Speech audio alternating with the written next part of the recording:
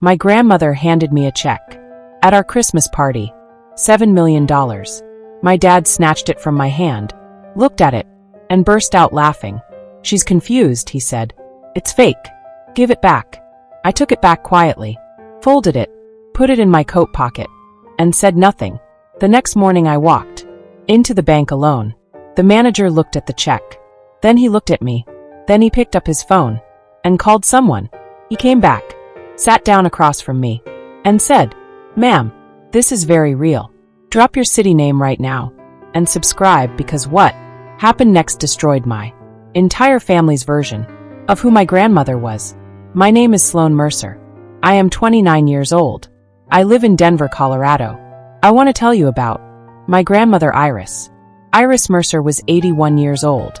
She had lived in the same house in Colorado Springs for 50 years. She made the best apple pie anyone had ever tasted.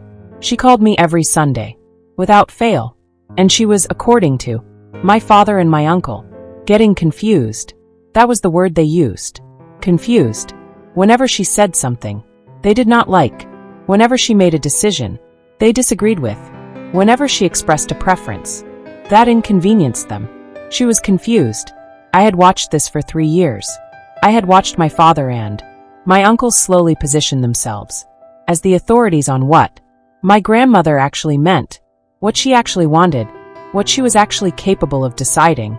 She was not confused. She was the sharpest person in every room she entered. She just happened to be 81 years old, which some people mistake for confusion. Our Christmas party that year was at my parents' house. 14 people. My dad's side of the family, my uncle's family, my cousin Brent, who talked about his investment portfolio to anyone who would listen. My grandmother sat at the head of the table. She always sat at the head of the table. After dinner she asked everyone to stay seated. She had something she wanted to give us. She reached into her bag and she pulled out envelopes, one for each of us. Mine had my name on it, Sloan, in her handwriting. I opened it. Inside was a check, drawn on an account I did not recognize. Meadowbrook Private Bank. The amount, $7 million. I stared at it. My cousin Brent had opened his. He started laughing first. "Grandma," he said, "what is this?" "A gift," she said simply. My father had opened his. He looked at the check. He looked at my grandmother. He looked at my uncle. Something passed between them.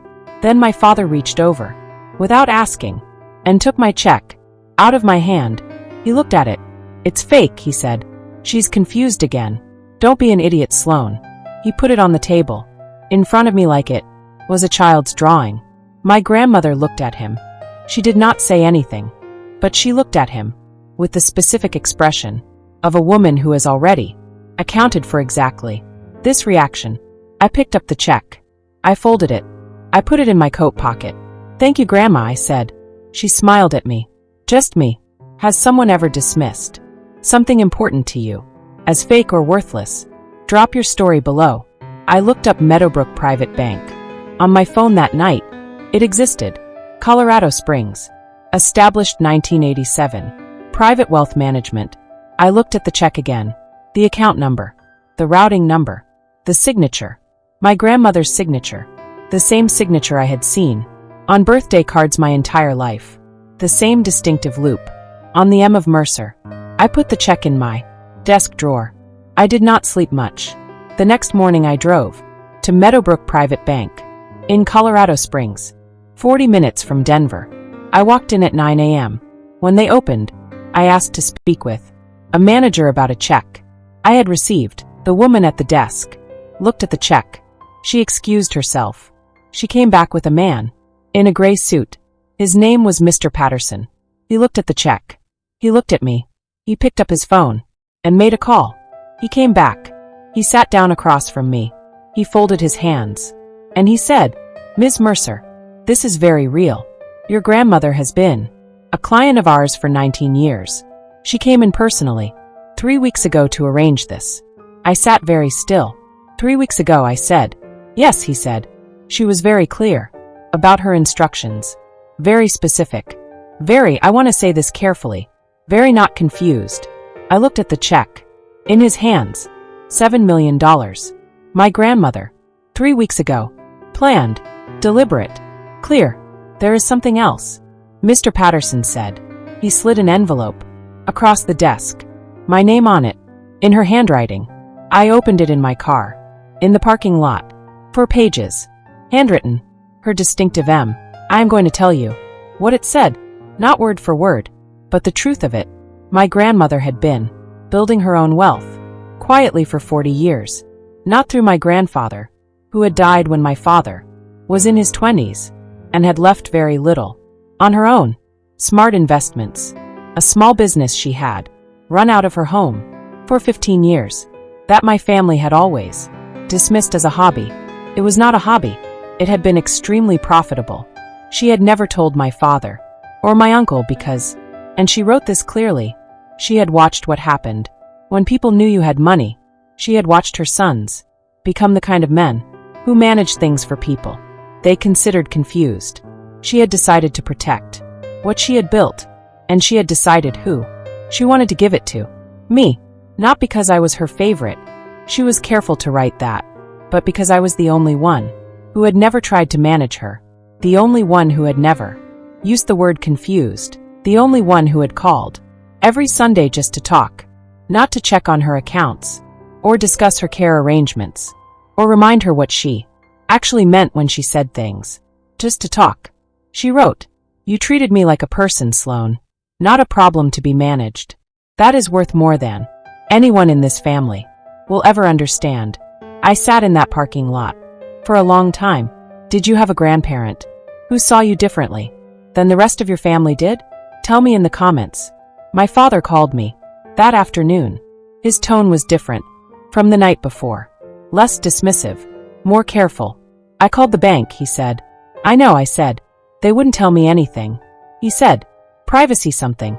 Yes, I said. Sloan. A pause. What was in your envelope? I thought about my grandmother. 3 weeks before Christmas. Walking into Meadowbrook. Private bank on her own. Arranging everything. Knowing exactly what she was doing. Knowing exactly how my father would react. At that Christmas table. Accounting for all of it. It was real, I said. Silence. How much, he said. I told him. The silence that followed was the longest of our entire relationship. That should be discussed. As a family, he said finally. There is nothing to discuss. I said. Grandma was very clear. She was confused. She walked into that bank. 3 weeks ago, I said. She met with Mr. Patterson. She signed documents. She left a 4-page letter. In her own handwriting. That is very. I want to use this word carefully. Very not confused. Another silence.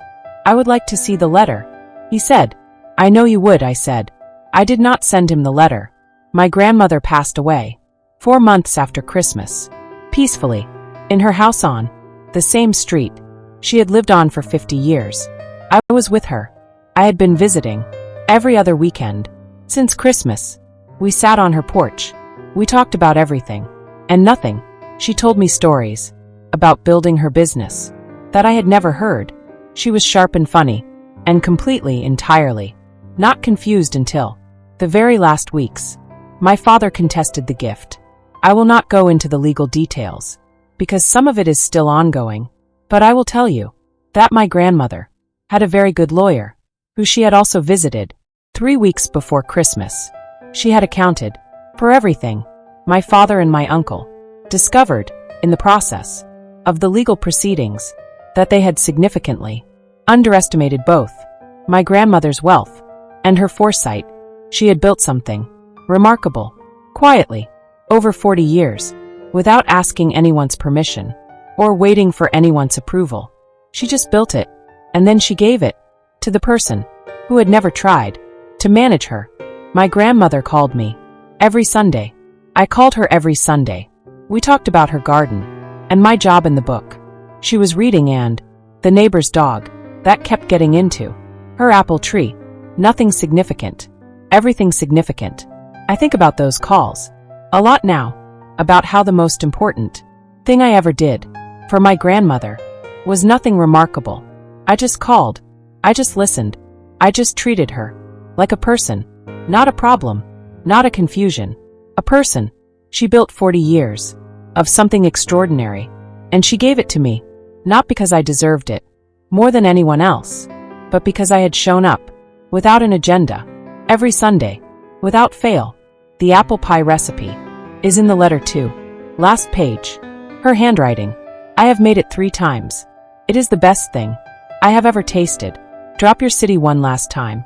And if you have someone in your life who treats you like a person, not a problem, call them this Sunday. Thanks for watching and subscribe for more.